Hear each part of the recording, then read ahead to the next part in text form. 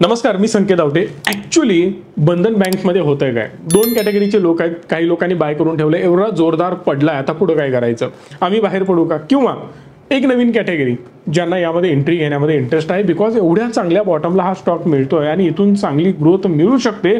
कारण मोठी एक ग्रोथ जर या स्टॉकमध्ये आली आणि ॲटलिस्ट हाय जरी ब्रेक झाला, तुफान रिटर्न मिळू शकतात. आणि म्हणूनच एक अपॉर्च्युनिटी कम स्टॉकचं ॲनालिसिस मी तुम्हाला यामध्ये दाखवणार आहे. सुरुवात 2008 साली या कंपनीची झाली होती. मायक्रो फायनान्स सेक्टरमध्ये कंपनी काम करायची. NBFCs होती. 2015 पर्यंत ही कंपनी फक्त मायक्रो फायनान्स करत होती आणि तिथून पुढे 2015ला लार्जेस्ट NBFC बनली आणि लगेच त्यांना बँकिंगचं लायसन मिळालेलं आहे RBI कडून. सो मायक्रो फायनान्स करत करत ही कंपनी एक मोठ्या लोन बुक पर्यंत जाऊन पोहोचली, पण 100% मायक्रो फायनान्स यांचे होते. इवन 2016ला 12,400 करोड रुपयांची लोन बुक यांची होती, जी की 100% MFI पाहायला मिळाली. पण तिथून पुढे हळूहळू बाकी सेगमेंटमध्ये पण त्यांनी ग्रो करायला सुरुवात केली. टोटल बुक साईज होती 33,000 करोड रुपयांची, ज्यामध्ये MFI 27,700 करोडवर आले होते. याचा अर्थ टोटलच्या 85% अजूनही MFI होते. म्हणजेच मायक्रो फायनान्स जे लोन असतात ना, छोटे छोटे लोन्स, आता जर समजा एखाद्या छोट्या बिझनेससाठी 1 लाख रुपये, 50,000 रुपये, 2 लाख रुपये, 30,000, 40,000, इन्क्लुडिंग 10-20,000 सुद्धा लोन दिलं जातात. छोट्या छोट्या व्यापाऱ्यांना हे पैसे दिले जातात आणि लगेच ते रिकवर सुद्धा केले जातात. यामध्ये इंटरेस्ट रेट खूप जास्त असतो, अनसिक्युअर्ड लोन असतं आणि मॅक्सिमम अनसिक्युअर्ड लोन असल्यामुळे इंटरेस्ट रेट जास्त पे करावा लागतो. बऱ्याच वेळेला या कंपन्या त्याचमुळे चांगला पैसा कमवतात. याच्यामागे रिझनच हे असतं की डिफॉल्टचे चान्सेस पण असतात. ज्या व्यक्तीला कुठली सिक्युरिटी न घेता आपण जर लोन देत असू तर ते परत येण्याचे चान्सेस कमी होतात कंपॅरेटिव्हली. पण त्यासाठी सुद्धा अनेक पॅरामीटर आहेत. त्यांचे सिबिल चेक करणं, त्यांचं रेकॉर्ड चेक करणं आणि मग त्यांना लोन देणं, अशा अनेक गोष्टी क्रॉस चेक करूनच लोन दिलं जातं. असंच कोणाला लोन दिलं जात नाही. बट यामध्ये 12%, 15%, 18%, 20% इन्क्लुडिंग अदर चार्जेस करून लोन हे दिले जातात. कस्टमरला कळत सुद्धा नाही की किती मोठ्या प्रमाणात वसुली त्यांच्याकडनं केली जाते. पण कंपनीचं चुकलं एवढंच की मेजर अमाऊंट ही अनसिक्युअर्ड लोनची होती, म्हणजेच मायक्रो फायनान्स होता. ॲसेट क्वालिटी हळूहळू यांची ढासळत गेली. 2019 पासून ती ॲसेट क्वालिटी बरीच खराब झालेली होती आणि त्यातच मोठा दणका बसला कोविडमध्ये. मेजर कंपनी जिओग्राफिकल कॉन्सन्ट्रेशन जे कंपनीने केलं होतं ईस्ट अँड नॉर्थ ईस्ट इंडियामध्ये, आणि इथूनच 67% रेव्हेन्यू येत होता.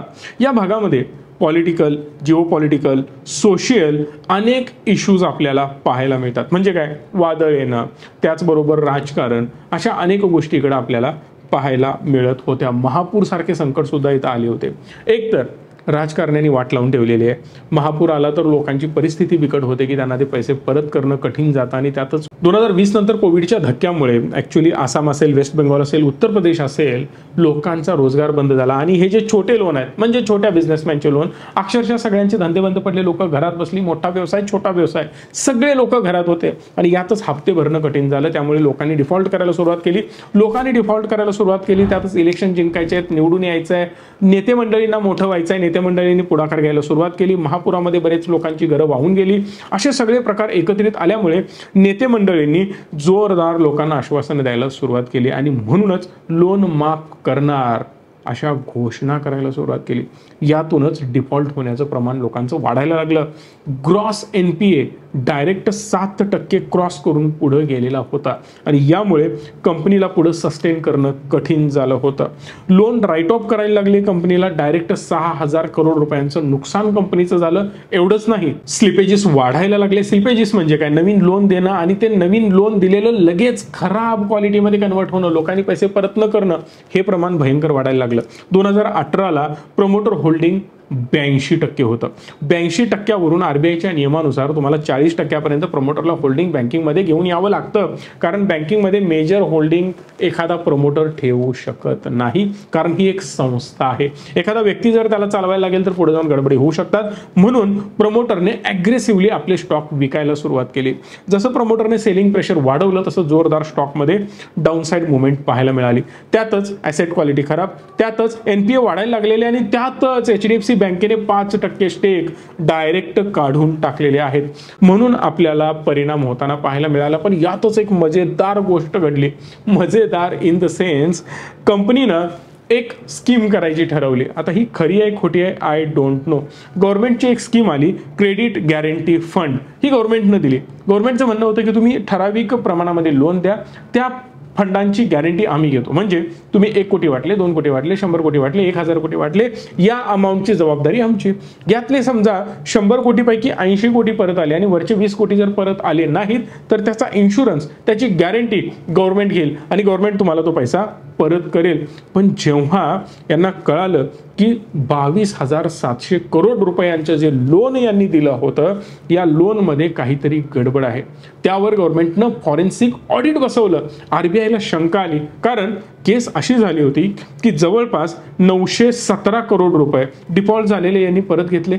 लगेच पुढच्या क्वार्टरमध्ये 1296 करोड रुपयांची अजून मागणी केली आणि म्हणाले की बरेच लोन आमचे डिफॉल्ट झालेत, ते तुम्हाला परत करावे लागतील. आता मात्र आरबीआयला शंका आली होती. आरबीआयनं फॉरेन्सिक ऑडिट करायला सुरुवात केली. EY ऑडिट फर्म करून यांचं ऑडिट करायला सुरुवात झालेली होती. 51 लाख लोनची हे ऑडिट होणार होते. ॲव्हरेज जर याची व्हॅल्यू काढली तर 46,000 रुपयांच्या आसपास येते. एवढे छोटे छोटे लोन यांनी दिलेले होते आणि त्याचं ऑडिट आता सुद्धा सुरू आहे. यांच्यावर आरोप केले जातात की कंपनीनं फेक प्रोफाईल बनवल्या, चुकीच्या लोकांना लोन दिलं, ज्या लोकांची ऐपत नव्हती त्यांनाही लोन दिलं. आणि महत्वाची गोष्ट, असे काही लोन अकाउंट आहेत जे एक्झिस्टच करत नाहीत किंवा त्यांनी लोन घेतलंच नाही आहे.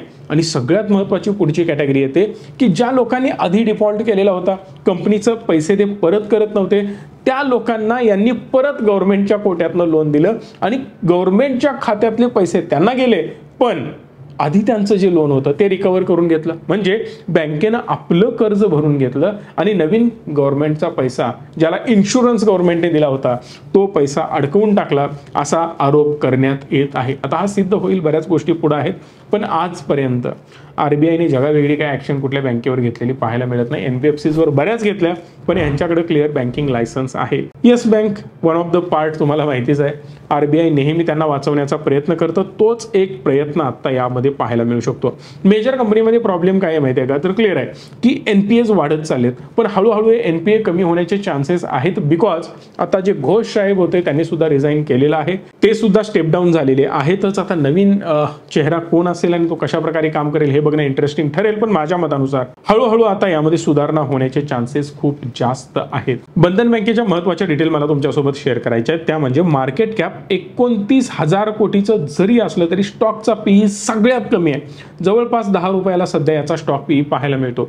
पण सेल्स ग्रोथ आजही इंटॅक्ट आहे. गेल्या 5 वर्षाची सेल्स ग्रोथ तुम्हाला 27% पाहायला मिळेल, पण गेल्या 3 वर्षांमध्ये सेल्स ग्रोथ जरा डाऊन झालेली आहे, बऱ्या प्रमाणात म्हणू शकता. 50% डाऊन आहे सुद्धा म्हणू शकता. 13% सेल्स ग्रोथ आलेली आहे, पण 7 वर्षाची सेल्स ग्रोथ 39% होती. पण माझं म्हणणं हेच आहे की अगेन फक्त 39% सेल्स ग्रोथ आणि 50% सेल्स ग्रोथ मॅटर नाही करत जर तुम्ही क्वालिटी ॲसेट्स घेत नसाल तर. कारण त्या ॲसेटची जर क्वालिटीच नसेल तर सेल्स ग्रोथ घेऊन करणार काय. तर या सेल्स ग्रोथवर सुद्धा त्यांनी ॲसेट क्वालिटी मेंटेन ठेवायला पाहिजे, म्हणजे 100% अजून एक्स्ट्रा प्रीमियम लोक या स्टॉकला देऊ शकतात. पियर कंपॅरिझनमध्ये जर तुम्ही बघितलं तर मजेदार गोष्ट तुम्हाला पाहायला मिळेल की सगळ्यात लोएस्ट PE याचाच आहे. बाकी कुठलाही स्टॉक तुम्ही घ्या, HDFC bank 17 PE ratio, ICICI bank 18 PE ratio, आणि सगळ्यात भारी जगातली एक नंबर डोनाल्ड ट्रम्प असेल किंवा इतर कुठलाही फॉरेनर असेल, तो एकाच बँकेचं नाव घेतो, तो म्हणजे येस बँक. जोक करतोय, नाहीतर सिरियसली घ्याल. 68 PE पाहायला मिळतो. 68.68 एकदम शुभ आकड्यामध्ये असतं बरं का, एकदम जबरदस्त. पण कंपनीचं मार्केट कॅप आहे 70,000 कोटी.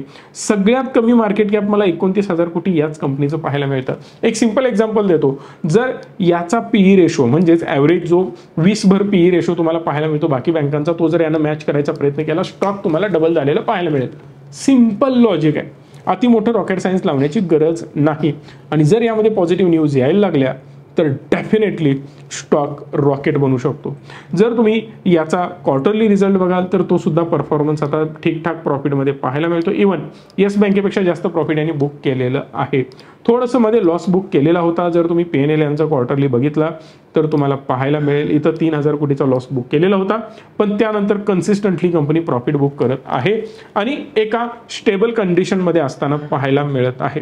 प्रॉफिट अँड लॉस स्टेटमेंटमध्ये इयर वाईज जर तुम्ही बघाल तर कुठल्याही वर्षी कंपनीने लॉस बुक केलेला नाही. कन्सिस्टंटली प्रत्येक वर्षी प्रॉफिट बुक करते आणि ही खूप मोठी पॉझिटिव्ह गोष्ट आहे. जर तुम्ही याचा चार्ट बघितला तर क्लिअरली डाऊन ट्रेंड आहे. डोळे झाकून विश्वास ठेवण्यासारखा स्टॉक नाही. पण मजेदार गोष्ट हीच आहे की आज समवेअर अराउंड 180 रुपयाला ट्रेड करणारा स्टॉक एक्झॅक्ट बॉटमला आपल्याला पाहायला मिळत आहे आणि याच 180ला यानं एक खूप चांगला बेसही बनवलेला आहे. माझ्या मताप्रमाणे जर यानं लो गाठायचाच म्हटला तर तो 150 रुपयांच्या आसपास याचा लो आपल्याला पाहायला मिळू शकतो. जर अजून यानं या लेवल्स तोडल्या तर मी कुठल्याही प्रकारे रिकमेंडेशन देत नाहीये, फक्त एज्युकेशन पर्पजसाठीच सांगतोय. पण इथं बेस बनवून कंपनी ठरवेल नक्की कंपनीला काय करायचं आहे. ओव्हरऑल RBIचे पॉझिटिव्ह निर्णय आले, रेट कट झाले आणि ओव्हरऑल बँकिंगमध्ये जर पॉझिटिव्ह मूव्ह फास्ट यायला सुरुवात झाली तर या स्टॉकमध्ये सुद्धा पॉझिटिव्हिटी पाहायला मिळू शकते. फक्त 2 मेजर प्रॉब्लेम आहेत कंपनीमध्ये. ॲसेट क्वालिटी पुढे जाऊन सुधारायला पाहिजे, त्यामध्ये इम्प्रूव्हमेंट व्हायला पाहिजे. जुन्या ॲसेट क्वालिटीवर कंपनीनं काम करायला पाहिजे. बास. बँकिंग लायसन आहे साहेब, तुम्ही हवं तसं ॲग्रेसिव्हली एक्सपांड करू शकता, ॲसेट क्वालिटीमध्ये सुधारणा करू शकता आणि महत्त्वाची गोष्ट की फक्त तुम्ही जे रिस्की लोन्स देताय त्यामधून थोडंसं खाली येऊन थोडेसे सिक्युर्ड लोनकडं अजून जास्त फोकस जर कंपनीनं केला तर डेफिनेटली ॲसेट क्वालिटी खूप चांगल्या प्रकारे सुधारू शकते आणि नवीन येणारा व्यक्ती त्यावर फोकस करेल अशी मला आशा आहे. ॲसेट क्वालिटीवरून एक गोष्ट मला आठवली, ॲसेट क्वालिटी अशीच सुधारत नाही, त्यावर खूप जास्त फोकस करावा लागतो आणि ॲसेट क्वालिटी ओळखणं पण इम्पॉर्टंट असतं आणि म्हणूनच रिचमीचा रिसर्च तुम्हाला नेहमीप्रमाणे माहितीच आहे. जर तुम्हालाही गुंतवणूक करायची असेल, चांगले रिटर्न कमवायचे असतील, योग्य ठिकाणी योग्य प्रकारे योग्य तेवढा पैसा लावायचा असेल आणि त्यामध्ये तुम्हाला जर आमची मदत हवी असेल या नंबरला कॉल करा, सविस्तर माहिती घ्या. रिटायरमेंटचा प्लॅन असो, बिझनेसचा प्लॅन असो किंवा इथून पुढच्या आयुष्याचा कंप्लीट फॅमिली प्लॅन, मग तो कारसाठी, बाईकसाठी, घरासाठी किंवा फॉरेन टूरसाठी, प्रत्येक गोष्टीसाठी आम्ही तुम्हाला मदत करू शकतो. या नंबरला कॉल करून सविस्तर माहिती घेऊ शकता. तुम्हाला जर व्हिडिओ आवडला असेल तर लाईक, शेअर आणि चॅनलला सबस्क्राईब करा. धन्यवाद. Stay tune and stay positive.